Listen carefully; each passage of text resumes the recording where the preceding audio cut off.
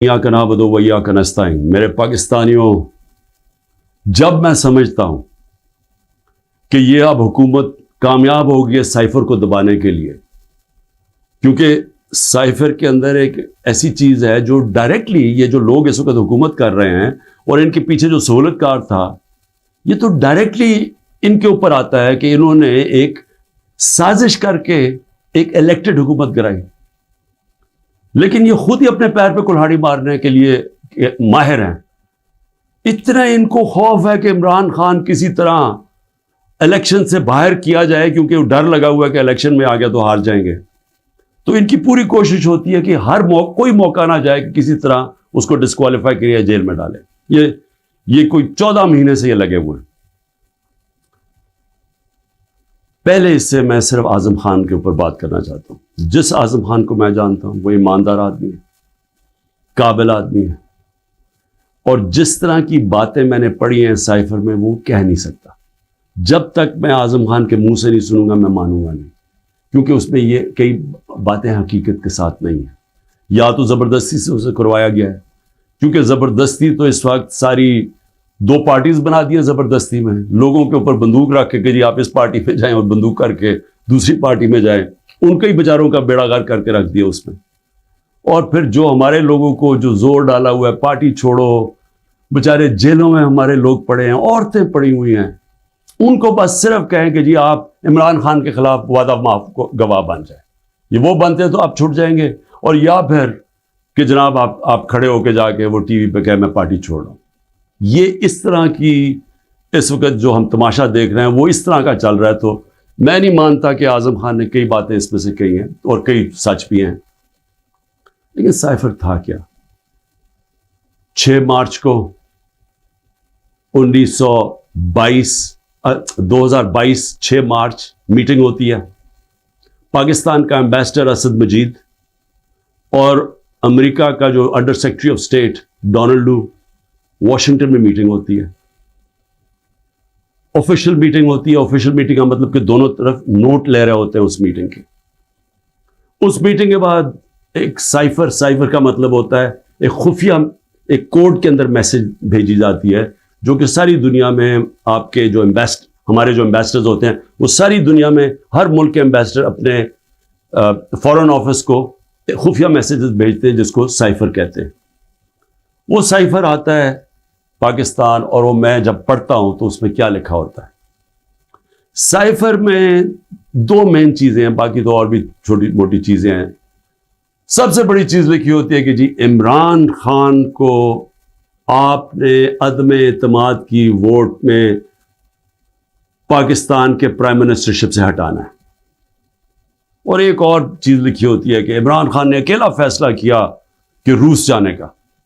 آپ کو پتہ ہے روس، اور تب تک جنگ شروع ہو چکی تھی روس کی یوکرین میں، تو عمران نے اکیلے نے فیصلہ کیا، جبکہ اسد مجید ہمارے ایمبیسڈر کہہ رہے ہیں کہ نہیں، عمران خان نے اکیلا فیصلہ نہیں کیا، یہ سب سٹیک ہولڈرز نے مل کے فیصلہ کیا تھا۔ لیکن جس طرح وہ بات کرتا ہے، اسد مجید، سلام کرتا ہوں میں اپنے ایمبیسڈر کو، وہ کہتا ہے اس کے بعد جو مجھے میسج کہ ان کے خلاف آپ کو پروٹیسٹ کرنا چاہیے، ڈیمارش کرنا چاہیے کہ اس نے بڑی غلط زبان استعمال کی ہے۔ غیرت مند ڈپلومیٹ ہمارا، لیکن وہ غیرت یہاں نہیں جاگتی جب وہ یہاں پہنچتا ہے۔ سائفر جاتا ہے آرمی چیف کے پاس بھی، فورن آفس میں بھی، میرے پاس بھی آتا ہے۔ میں جب وہ دیکھتا ہوں میں حیران ہو جاتا ہوں کہ اس کی جرت کیسے پڑی ہے لکھنے کی، یہ کیسے کہہ سکتا ہے؟ اور پھر جب میں یہ دیکھتا ہوں کہ یہ کہہ رہا ہے ایک ایمبیسڈر کو کہ اپنے پرائم منسٹر کو آپ نے ہٹانا ہے، تو پھر میں دیکھتا ہوں کہ یہ میرے لیے تو نہیں ہے، ایمبیسڈر تو مجھے جواب دے ہے، تو مجھے کون ہٹا سکتا ہے؟ پاکستان میں مجھے کون ہٹا سکتا تھا؟ ایک ہی آدمی، جنرل باجوہ۔ سائفر تو جنرل باجوہ کے لیے اس نے بھیجا ہے۔ تو مجھے وہاں سے پہلے سے ہوتا ہے کہ اب تک ہمیں لوگ کہہ رہے ہیں، مجھے خبریں آتی رہتی تھیں کہ جناب فیصلہ ہو گیا آپ کی گورنمنٹ ہٹانے کو، مجھے رپورٹ آ رہی رہتی ہے, آئی بی والے مجھے آ کے بتاتے تھے کہ جی دیکھیں شہباز شریف کی خفیہ میٹنگز ہو رہی ہیں, بیچ میں ان کے لوگ پڑے ہوئے ہیں, جنرل باجوہ کی کوئی فادر ان لا ان کے گھر میٹنگز ہو رہی ہیں. یہ ساری مجھے خبریں آ رہی تھیں. لندن کسی کو بھجوایا جا رہا ہے. میں مانتا نہیں تھا. میں جنرل باجوہ کو جب ملتا تو وہ کہتے تھے ہو ہی نہیں سکتا, ہم تو کنٹینیوٹی چاہتے ہیں. اور میں بھی اپنے آپ کو ہوتا ہوں کہ میں مان جاتا تھا. لیکن جب یہ سائفر آیا تو تب مجھے ہوا کہ یہ تو اس کے بغیر ہو ہی نہیں سکتا. پھر سے کہ کون پرائم منسٹر کو ہٹا سکتا ہے سوائے ایک آدمی کے جس کے پاس پاور ہے پاکستان میں, تو پاور ادھر ہی ہے, سپر کنگ ہے, سب پوچھنے والا کوئی نہیں ہے لیکن پاور ہی پاور ہے. اس کے بعد اگلے دن عدم اعتماد اسمبلی میں ٹیبل ہو جاتی ہے اور ایک دم ہمارے لوگ ہلنا شروع ہو جاتے ہیں. اور پھر ہمارے اتحادی وہ بھی ایک دم ہمارے سے خوش نہیں ہوتے. لیکن یہ یاد رکھیں کہ یہ ٹائم کون سا تھا؟ یہ وہ ٹائم تھا جب پاکستان کی اکانومی 17 سال میں سب سے بہتر امپروو کر رہی تھی. اکنامک سروے اٹھا کے دیکھ لیں آپ, سارے اکنامک انڈیکیٹرز دیکھ لیں, ہم بڑے مشکل وقت سے نکلے تھے. بینکرپٹ اکانومی ملی, 2 سال کرونا آ گیا. دنیا نے تعریف کی کہ پاکستان وہ ملک ہے جو ٹاپ 3 ملک ہے جنہوں نے سب سے بہتر کرونا, اتنی بڑی وبا, اتنے بڑے کرائسس سے ڈیل کیا. جبکہ ہندوستان میں تباہی آئی, ایران میں تباہی آئی, ساتھ والے ملک. پاکستان کی تعریف دنیا کرتی تھی. وہ ایک امریکہ کے اندر جو فائنینشیل ایڈوائزر تھا ٹرمپ کا, میرا وہ کہتا ہے کہ اگر پاکستان کا جس طرح کرونا پہ پاکستان نے ڈیل کیا, اگر امریکہ کرتا تو $10 کھرب کا امریکہ کو بچتا تھا. تو ادھر سے نکلے, اکانومی گرو کر رہی ہے, انڈسٹری گرو کر رہی ہے, تو ایک دم یہ عدم اعتماد کدھر سے آ گئی. تو جس کو میسج دی تھی اس نے اپنا کام شروع کر دیا, ایجنسیز نے کام شروع کر دیا, ہمارے لوگوں کو میسیجز آنی شروع ہو گئی کہ جناب ISI کے لوگ ایکٹیو ہو گئے. مجھے جب آیا, میں جنرل باجوہ کے پاس گیا, میں نے کہا آپ کا لاہور والا جو آدمی ہے وہ ہمارے ایمبینس کو کہہ رہا ہے کہ ہم نے ہاتھ اٹھا لیا ہے, اب آنے والی گورنمنٹ دوسری ہے, یہ شہباز شریف کی. میں جنرل باجوہ کو وہ اچھا اس نے کہا ہے, میں وہ بھی اسے فارغ کرتا ہوں. تو یہ ڈرامے ہمارے سے ہوتے رہے, پیچھے سے پورا پلان بنا ہوا تھا.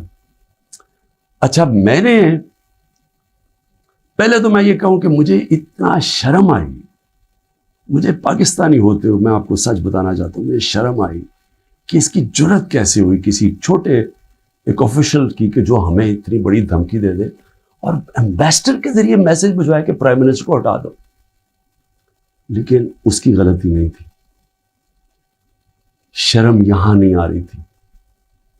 جن لوگوں کی ذمہ داری تھی کہ قوم کی حفاظت کرنا, جس آدمی کی کہ قومی وقار کو بچانا, قومی غیرت, وہ ساتھ ملا ہوا تھا. اس نے ان کے, یعنی یہ سارا پلان ادھر سے شروع ہوا تھا.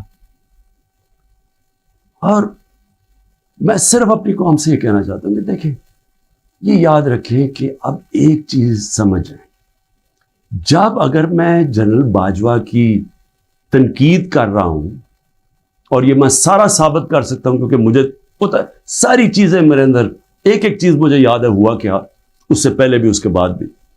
میں پاکستان کی فوج کی تنقید نہیں کر رہا, میں ایک آدمی کی کر رہا ہوں جو غلطی کی جس نے. یہ ہم بہت بڑا ظلم کر رہے ہیں اپنے ملک سے کہ ہم جنرل فیصل نصیر, مجھے پہلے سے پتا تھا کہ میرے اوپر, میں 6 ہفتے پہلے سے لگا ہوا تھا کہ مجھے انہوں نے قتل کرنے کی کوشش کرنی ہے اور دینی انتہا پسند کے نام. میری جلسوں کے اندر تقریریں تھیں, تو جب میرے اوپر اٹیمپٹ ہوتا ہے اور میں FIR لگواتا ہوں, مجھے پتا تھا کہ یہ پیچھے سب سے یہ تھا, ماسٹر مائنڈ تھا. اپنی FIR نہیں کٹوا سکا. جب JIT کے اندر یہ ثابت ہو گیا کہ ایک نے 3 شوٹر تھے, تو جو سارا حکومت کا جو انہوں نے کوشش کر رہے تھے کہنے کی جی دینی انتہا پسند ہے, وہ جب سارا وہ ان کا نیریٹو ہی ختم ہو جاتا ہے, تو انہوں نے JIT کو سیبوٹاج کیا. اور پھر میرے اوپر غداری کا پرچہ کر دیا ہے کہ جنرل فیصل نصیر کو میں نے ڈرٹی ہیری کیوں کہا, سائیکوپیتھ کیوں کہا, میرے اوپر غداری کا پرچہ لگ جاتا. میں پھر سے کہتا ہوں, کہ اگر ہم نے یہ کرنا ہے اپنے ملک کے ساتھ کہ کسی ادارے کو اگر میں کسی جج کی بات کروں گا تو میں ساری جوڈیشری کے خلاف ہو گیا، اس کا مطلب کیا؟ میں پولیس کے خلاف کروں گا تو ساری پولیس کو میں نے برا بھلا کہہ دیا. یہ تو ہم اپنے ملک کو تباہ کر رہے ہیں. یہ پلیز میری قوم، آپ یہ سمجھ جائیں ایک بات، اگر معاشرے سے آپ تنقید ختم کرتے ہیں، آپ معاشرے کی قبر کھود دیتے ہیں. کیونکہ اصلاحات ہوتی کیسے ہے؟ انکوائری کیوں ہوتی ہے؟ حمود الرحمان انکوائری، جب ہمارا ملک ٹوٹا، ایسٹ پاکستان ٹوٹا، تو جب وہ انکوائری ہوئی، اگر اس کے اوپر عمل ہوتا کہ یہ ہم نے غلطیاں کی ہیں، اپنی اصلاحات کرتے، تو اس کے بعد پاکستان بڑی غلطیوں سے بچ جاتا. لیکن جرأت ہی نہیں تھی فیس کرنے کی تنقید. ہم نے وہ اتنا بڑا ظلم کیا کہ 25 سال کے بعد وہ کدھر نکلی؟ حمود الرحمان ہندوستان کے اندر. اب جب یہ ہوا، میں کہتا گیا، میں نے ساروں کو کہا کہ اتنا بڑا ظلم ہو رہا ہے تو اس کے اوپر انکوائری ہو. میں نے چیف جسٹس صاحب کو میں نے وہ سائفر بھیجا کہ جی اس کے اوپر انکوائری کروائیں. نیشنل سیکیورٹی کاؤنسل کے سامنے رکھا. نیشنل سیکیورٹی کاؤنسل کے سامنے 30 مارچ کو میں نے رکھا کہ جی یہ ہے، سارے آرمی چیفز بیٹھے ہوئے تھے، سروس چیفز بیٹھے ہوئے تھے، سب کے سامنے رکھا کہ یہ اس نے لکھا ہے اور آپ کا ایمبیسڈر کہہ رہا ہے کہ ان کو پروٹیسٹ کرو کہ یہ کسی کی جرأت نہیں ہونی چاہیے اس طرح کا، کسی بھی ایک ملک کو، آزاد ملک کو اس طرح کا زبان استعمال کرنی. انہوں نے کہا جی ہاں مداخلت تو ہوئی ہے، تنقید کی، امریکہ کو پروٹیسٹ بھی کیا نیشنل سیکیورٹی کاؤنسل نے 30 مارچ کو. میں نے پارلیمنٹ میں لے کے گیا کہ ان کیمرہ میٹنگ کروائی. میں نے کہا ان کے سامنے رکھو. اپوزیشن کو لیڈر ہی نہیں آیا اس میٹنگ پہ. شباز شریف، آصف زرداری، انہوں نے بائیکاٹ کر دی. کیوں کی؟ کیونکہ ملے ہوئے تھے ساتھ، یہ اس کا حصہ تھے، یہ سازش کا حصہ تھے. کیونکہ کیا یہ پاکستان کے پرائم منسٹر کے خلاف ایک آدمی کہہ رہا ہے کہ اس کو ہٹاؤ، تو کیا یہ عمران خان چھوڑے کسی بھی ملک کو اجازت دیتا ہے ایسے؟ کیا ایران کے اندر کسی کی جرأت ہے کہ ان کے ایمبیسڈر کو کہے کہ جا کے اپنے پریزیڈنٹ کو ہٹا دے؟ یا ہندوستان میں کسی کی جرأت ہے کہ کہے کہ یہ ایمبیسڈر کہہ کے جی نریندر مودی کو ہٹا دے؟ قومی غیرت ہوتی ہے، قومیں غیرت کے اوپر کھڑی ہوتی ہیں، قوم غیرت سٹینڈ لیتی ہیں، مشکل وقت گزارتی ہیں اور مضبوط ہو جاتی ہیں. دنیا ان کی عزت کرتا ہے، دنیا اس قوم کی عزت کرتا ہے جو اپنی عزت کرتی ہے. جب ایک عام آفیشل اس طرح کا سٹیٹمنٹ دے اور میں اس کے اوپر کچھ ہوئی نا، یعنی نیشنل سیکیورٹی کاؤنسل میں حیران ہو گیا کہ صرف جی ہم ڈیمارش کرتے ہیں. آپ انکوائری کرنی چاہیے تھی، پوچھنا چاہیے تھا، لکھنا چاہیے تھا اس نے کیوں یہ کہا. اور انکوائری جب ہونی تھی تو ایک آدمی نے سامنے آ جانا تھا، جنرل باجوہ نے. مسلسل یہ جناب ان کی میٹنگز ہوتی تھی، ان کی وہ چارج افیئر سے ملتے تھے. کیا ISI کو نہیں پتا تھا کہ پچھلے 3 مہینے کے اندر ہمارے پارلیمنٹیرینز، ہمارے PTI کے بیک بینچرز اور یہ اپوزیشن لیڈر سے بار بار امریکن ایمبیسی میں جا رہے تھے. ارشد شریف نے پورا پروگرام کیا، بتایا کہ کون سے دن کون سے لوگ گئے. راجہ ریاض کا بتایا گیا. کیا راجہ ریاض وہاں فورن پالیسی ڈسکس کرنے گیا تھا؟ جو سب سے پہلے بھاگے وہ امریکن ایمبیسی جا رہے تھے. کیا ان کو نہیں پتا تھا؟ اس کے حصہ تھے. سازش ہو رہی تھی کسی طرح عمران خان کو راستے سے ہٹایا جائے، تب پلان بنا. اور مجھے اتنے افسوس سے کہنا پڑتا ہے کہ کسی کو جو بھی لوگ یہ دیکھ رہے تھے کہ یہاں، میں سوچا کہ کیا ان کو کوئی ان کو نہیں ہے کہ پاکستان ایک بڑی خواب کا نام تھا. پاکستان کا مطلب کیا؟ لا الہ الا اللہ. میرے اپنے کے لوگ کہہ رہے ہیں عمران صاحب یہ آپ سائفر نہ اٹھائیں پبلک میں، امریکی ناراض ہو جائیں گے. میں پبلک میں جا کے میں کیوں پبلک کو بتایا؟ میں اپنی قوم کو بتانا چاہتا تھا، کیونکہ قوم غیرت باندھا ہے، قوم کھڑی ہو گئی ساتھ. یہ سیاسی طور پہ نہیں میں کر رہا، میں ایک وہ پاکستانی ہوں جو اس ملک کے جو خواب تھا میں اس میں بلیو کرتا ہوں کہ لا الہ الا اللہ، کوئی نہیں ہے خدا سوائے اللہ کے، میں کوئی کسی کی غلامی نہیں کرنے کے لیے تیار۔ اور میں آپ کو یہ امریکہ کا بھی بتا دوں، دیکھیں امریکہ کی ایک بات سمجھ ہے، امریکہ جو ہے وہ اپنے مفاد کے لیے فیصلے کرتا ہے، وہ دوستیاں نہیں نبھاتا، امریکہ اپنے انٹرسٹ کو پروٹیکٹ کرتا ہے۔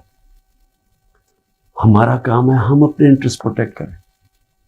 جب وار آن ٹیرر میں نے مخالفت کی کہ ہمیں امریکہ کی جنگ میں نہیں شامل ہونا چاہیے، اٹھا لے میری سٹیٹمنٹس، میں ہر بار کہتا رہا کہ یہ ہماری جنگ نہیں ہے۔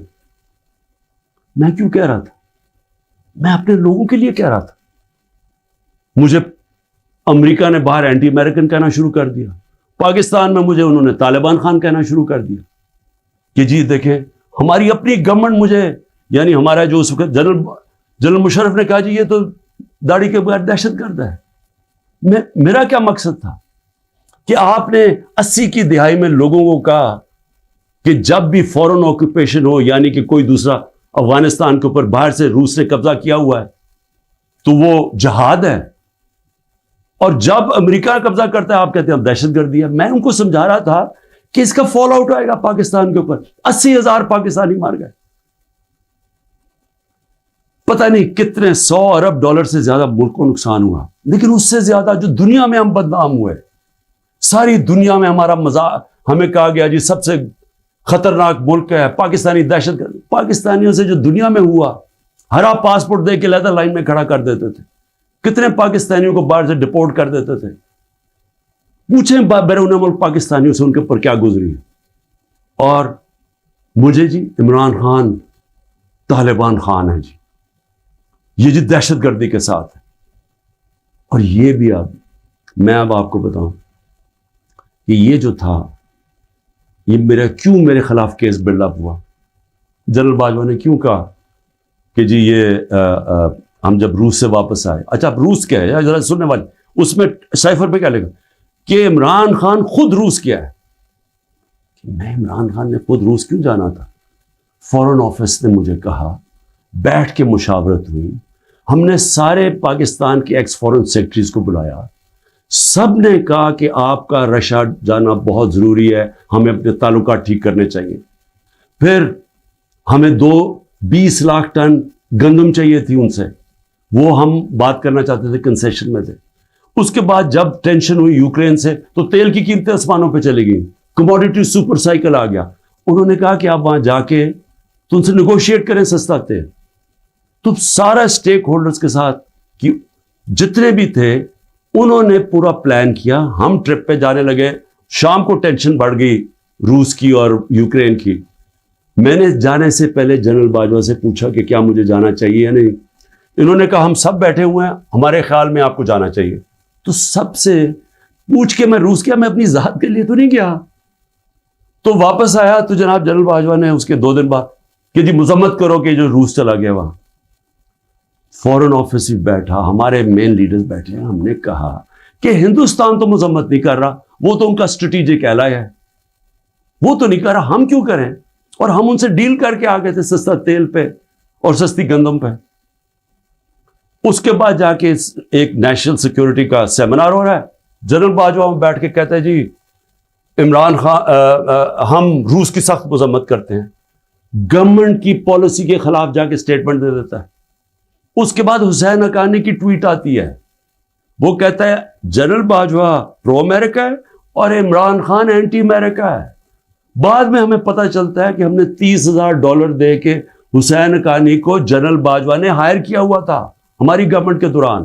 وہ بعد میں جب ان کا فیرا، ان کا ایک ادارہ ہوتا ہے جو آپ کو رجسٹر کرنا پڑتا ہے لابیز کو، اس میں پتہ چلتا ہے بعد میں ہمیں۔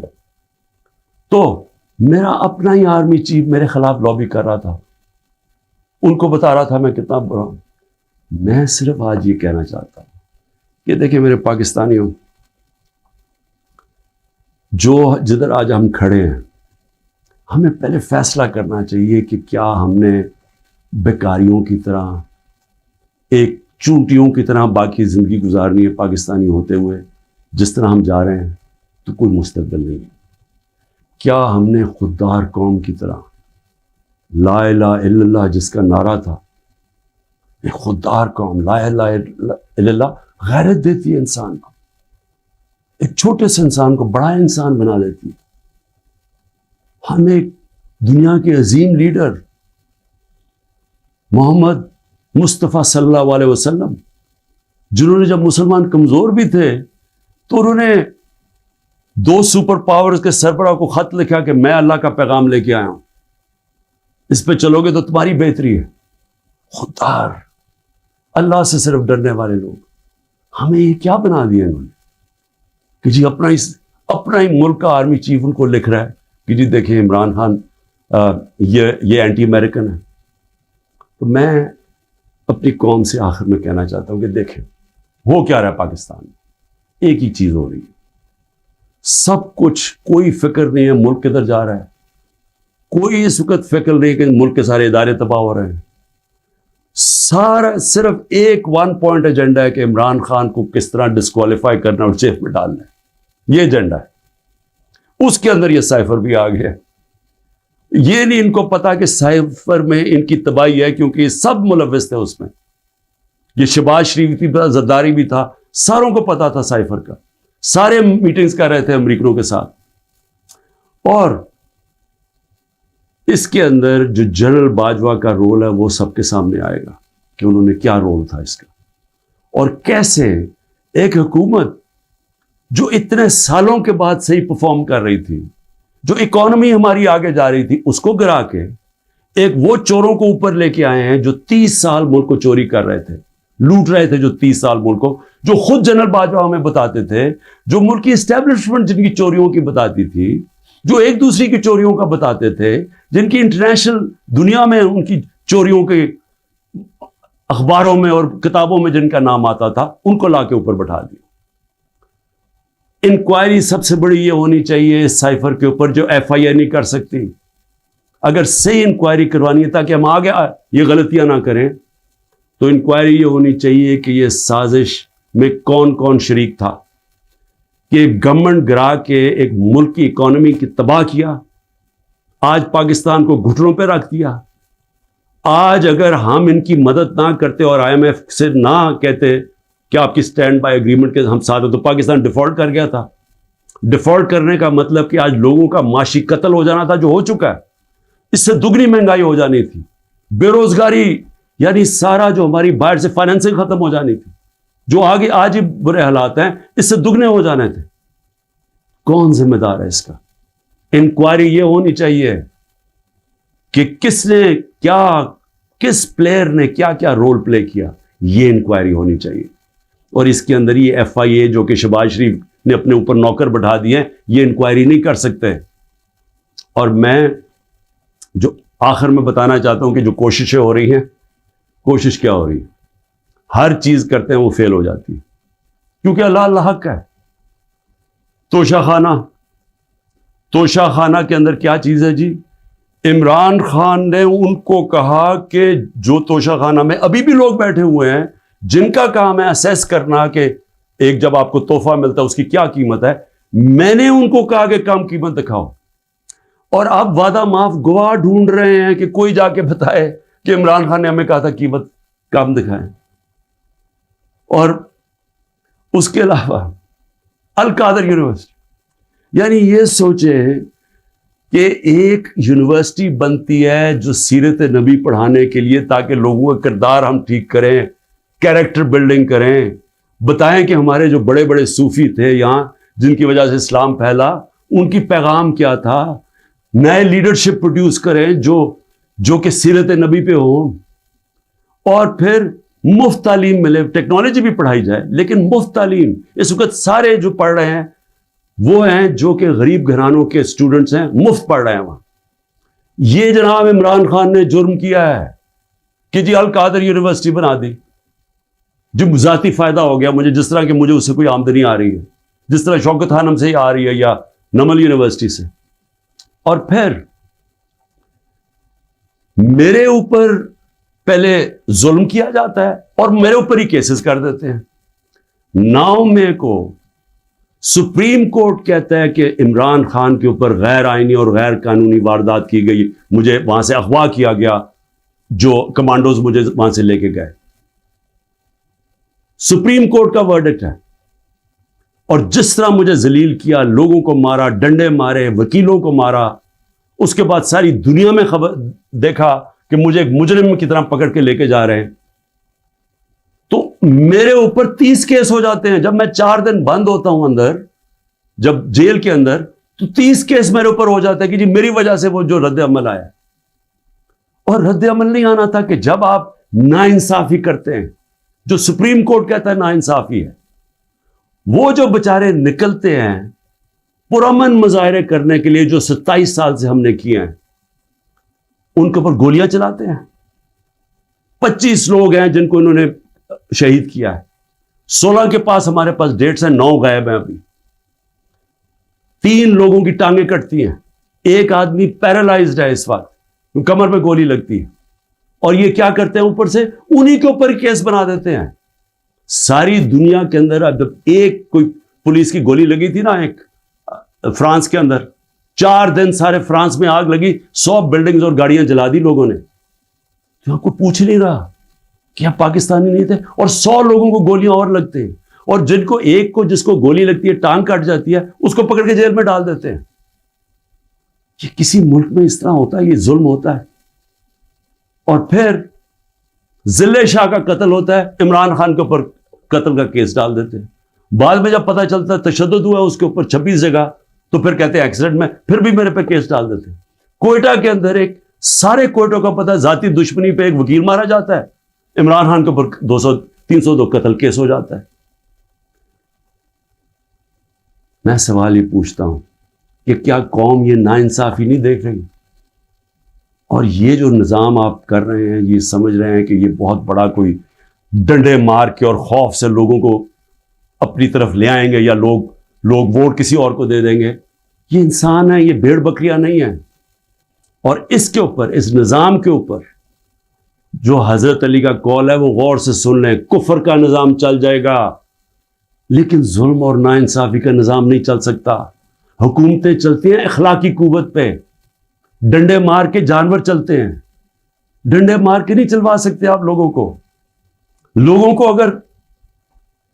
کو اگر آپ یہ سمجھتے ہیں کہ اس کی ظلم کی وجہ سے یہ چوروں کو تسلیم کر لے گی قوم, جو 30 سال سے ملک کو لوٹ رہے ہیں, جن کے پیسے باہر پڑے ہیں, جن کی سارا یہ جیسے انہوں نے اقتدار سے پھر باہر بھاگ جانا ہے, تو اگر یہ سمجھتے ہیں کہ لوگ اس خوف کی وجہ سے ان کو تسلیم کر جائیں گے, مجھے ترس آ رہا ہے ان لوگوں کے اوپر جن کی یہ سوچ ہے.